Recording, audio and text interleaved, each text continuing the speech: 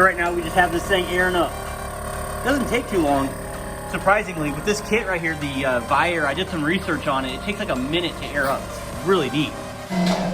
All right, guys, so the tank is full.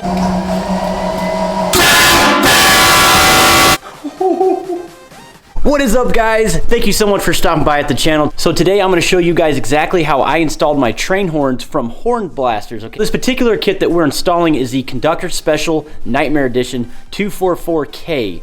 And what I'll do is I'll leave a link in the description, and actually if you're interested in purchasing this exact kit or anything on their website, use my coupon code TRUCKMASTER. It's going to save you 10%. So to skip the theatrics, guys, the train horns are already installed on the Duramax. We're going to jump right into the install video. This video I'm going to do my very best to lay this out very simple for you so you guys can get an understanding exactly how to do this. They are train horns, so it's sort of your preference on how you want to mount these things, how you want to run the wiring.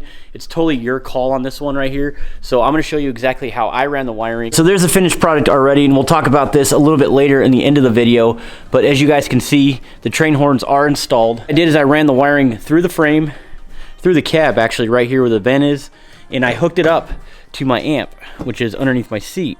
All right, so it was a little more practical for me to do that. I ran the power wire directly to the power wire that goes to the amp, as well as the blue wire, the remote wire, which you guys will see here in a minute. I ran that to the remote wire to the amp. And then what I did is I ran the gray wire all the way through the door panel here, and then right up into this fuse box to the ignition fuse. So when I key on the ignition, it'll turn it on. So in order to turn the actual horn on, I'd turn the key. That noise you're hearing is the lift pump, but that's it. Super loud. But just a quick rundown, it's the spare tire delete setup is what I have, as well as the Nightmare Edition train horns. I'm using the spare tire delete because I don't ever have a spare tire underneath the truck anyways. I use my existing winch to hoist the entire unit up. I want to get it up a little bit higher, but for right now I'm going to leave it like that. But that's it, guys. That's exactly how I did it. Let's go ahead and get into the install.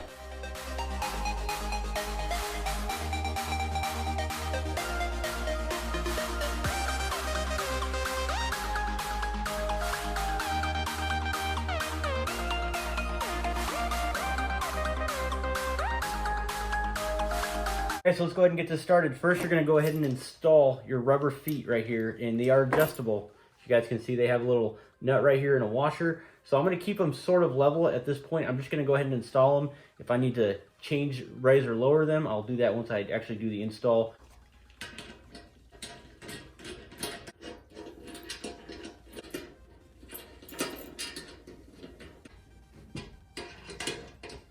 All right, so once you've installed those, go ahead and flip it over.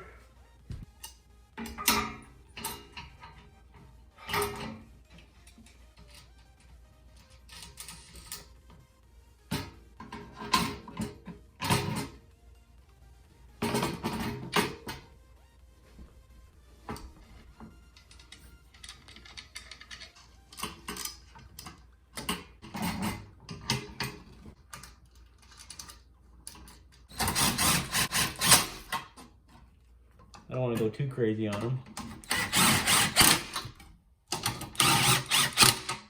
Alright, those are tight. And these nuts underneath here are 13 millimeter, so go ahead and tighten these up.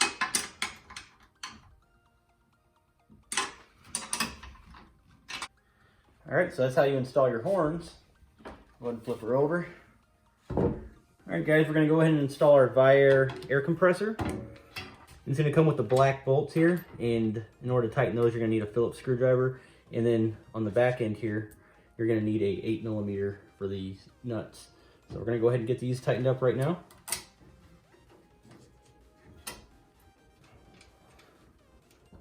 All right, so next we're going to go ahead and prep our air tanks. Go ahead and get these little caps out of there. You're not going to need them anymore. All right, so this is our 2-gallon air tank. Just using some of this threading sealant right here for the PSI gauge, which I'm going to want mounted on the front. So once I install the actual air tank to the delete bracket system there, I'm going to be able to see this right when I install it. So when I'm underneath the truck and I want to monitor the PSI, I can see it that way. So I'm going to have it oriented this way.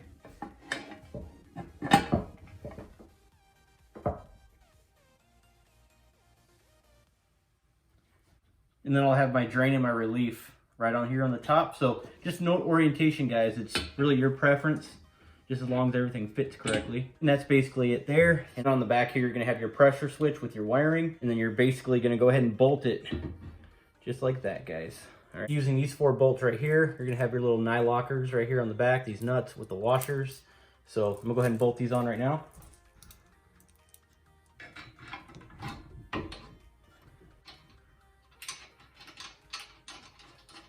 And then once I've done that, I'm gonna go ahead and just get it in the position where I want it, and then I'll tighten it all down.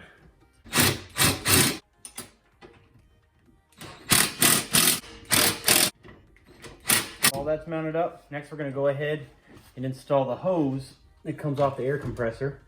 All right, so what you'll need for that is some thread sealant. Threading tape comes with the kit, which is awesome, but I just like using this stuff.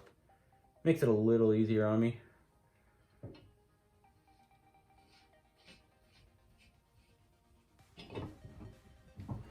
All right, you're gonna go ahead and use this sort of 90 deal here.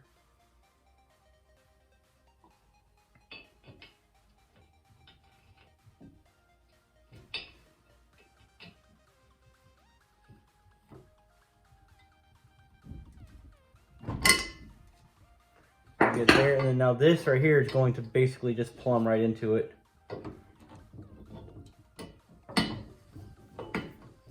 You do have a few options here. You can install the PSI gauge right here as well, but I'm gonna go ahead and just put a little fitting right inside there just to block off that air on the end, since I already have everything routed. All right, we have that installed, so we'll go ahead and go on this end. All right, guys, so I lost audio on some of this footage, but no big deal. We'll work through it.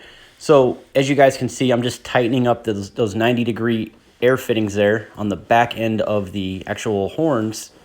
Just go ahead and tighten those up. Now, obviously, guys, everything here that you see comes with the kit, so you don't need to buy anything special.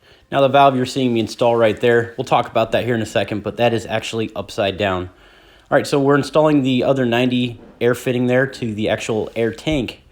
And what we're going to do is we're going to go ahead and plumb the air line directly to the valve, and then we're going to hook it right up to that 90.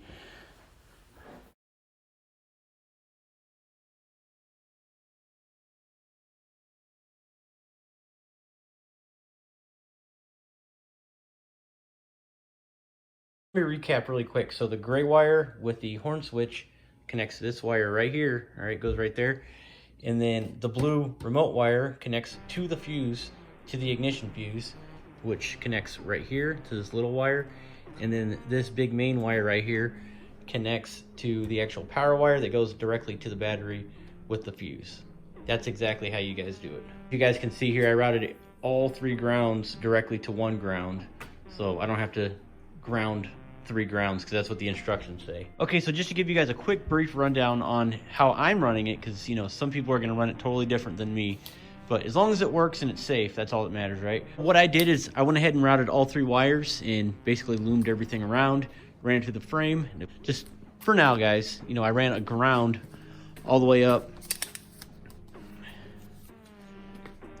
to this ground right here, just temporarily. Since I already have an existing amp and subs, I thought it would be a good idea to run the power directly to the power wire that runs to the amp, as well as the remote wire. The remote wires ran right to the amp as well. So when you key on that ignition, the amp will turn on, as well as the air compressor. Genius. The other thing that I did is there's a vent right here, and I routed the wires right through the vent into the cab, okay? So that's how I'm doing it. So totally not done yet with this. I'm still going to zip tie. I'm going to get everything all nice and neat and tucked away and whatnot. But just as an example. Now the wire going to that fuse right there is the ignition fuse. We'll use this toggle switch in order to turn the horn on.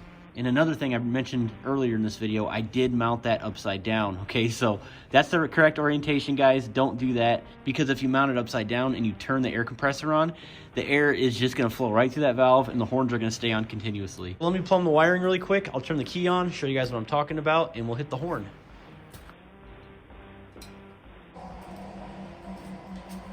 All right, amp should kick on. There it is. It's actually rather quiet. I'm surprised. So there's your PSI gauge right there. It's charging at the moment. Let's go ahead and hit it.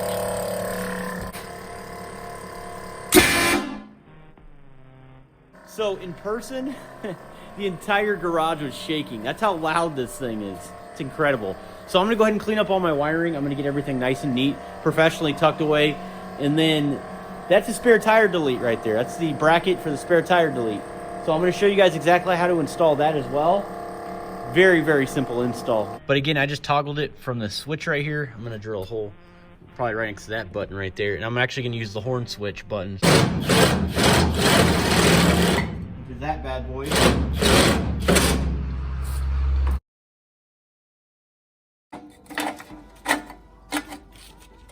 And then basically what you're gonna do is just drop that in there. Just like that. And then when it picks up, it's gonna winch this entire unit up.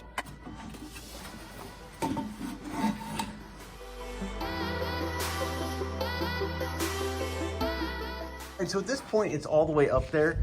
Now, as you guys can see, the feet aren't actually touching the frame, so I'm gonna have to adjust those. And then I'll extend these all the way out to where they actually touch the frame, pick them up, and then tighten them, and then pick this up so it all squishes together so it's not just flopping around. So that's the whole goal here. So that's what I'm doing right now. Let me highlight something really quick here, guys.